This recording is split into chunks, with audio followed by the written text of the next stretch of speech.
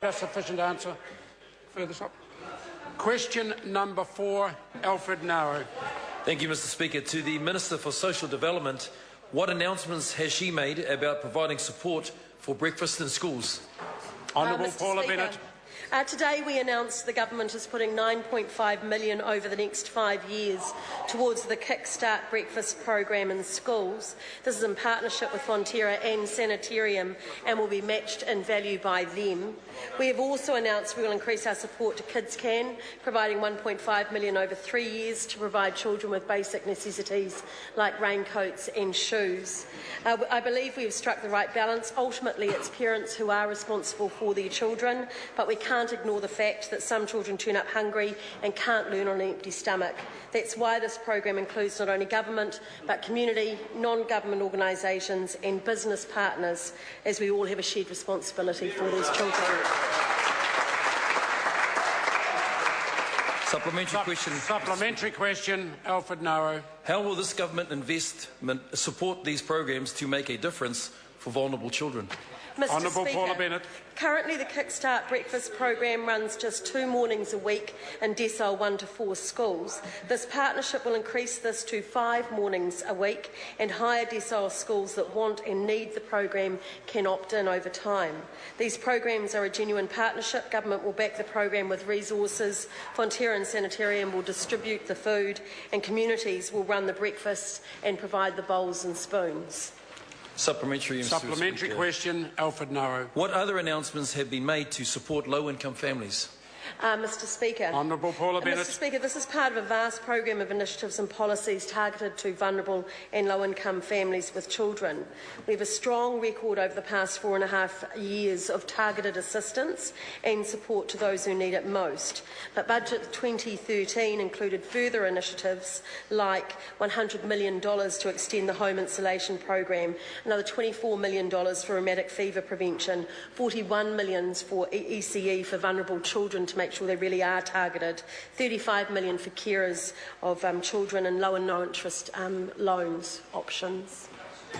Supplementary question, Jacinda Ardern. Supplementary to the Minister. Will her government take the next step and formulate a plan to tackle child poverty, starting with setting targets to reduce it and address the root cause of the problem, our low-wage economy and inequality rates that have reached their highest point ever under this government?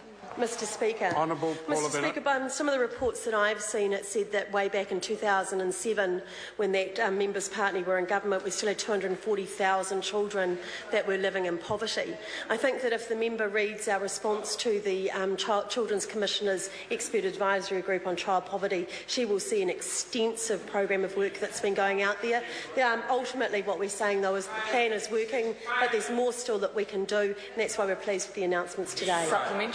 Supplementary question, Jacinda Ardern. Supplementary to the Minister. Has she adequately responded to the Children's Commissioner's Expert Advisory Group on Solutions to Child Poverty and its 78 detailed recommendation and almost year's worth of work with her 13-page double-spaced paper which barely acknowledges the group's recommendations and lists tax cuts and floating mortgage rates as her government's child poverty successes?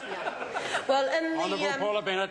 in the old days when that Members' Party were in government, it was the longer the document, the more they were doing.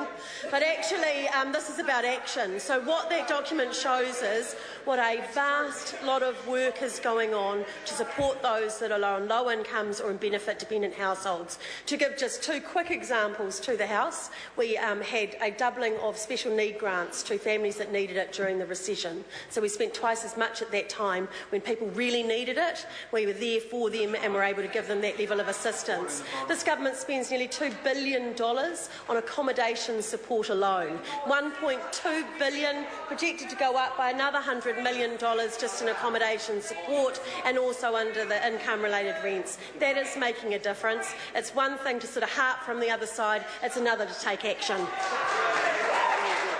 Supplementary question.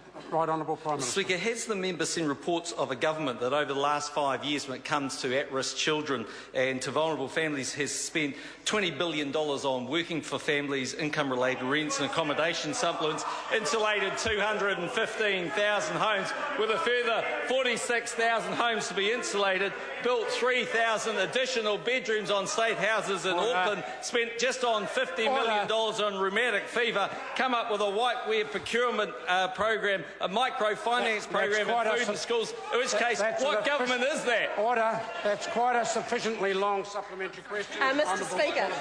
Well, Mr Speaker, yes, I have seen reports about that, and actually the report was a lot longer because you didn't actually cover everything that was in the report that is actually happening for vulnerable children. But of course, this national-led government is the one that is stepping up and taking action for those low-income families that need it.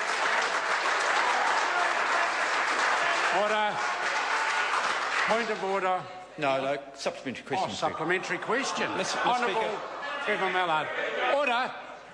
Member is asking a supplementary question. Has the Minister seen a statement recording the view of an individual that working for families was communism by stealth, and is that individual now the Prime Minister?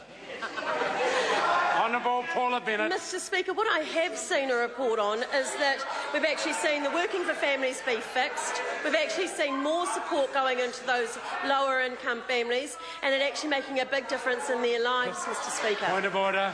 Honourable Trevor Mallard. Mr Speaker, while it was a political question, it was straightforward and does deserve an answer. Yes. I'd appreciate it if the Minister could answer. I personally haven't seen a report like that. Order. Question. Order. Order. Order. Would the House please settle? Question number 5, Dr. Russell Norman. Thank you, Mr Speaker.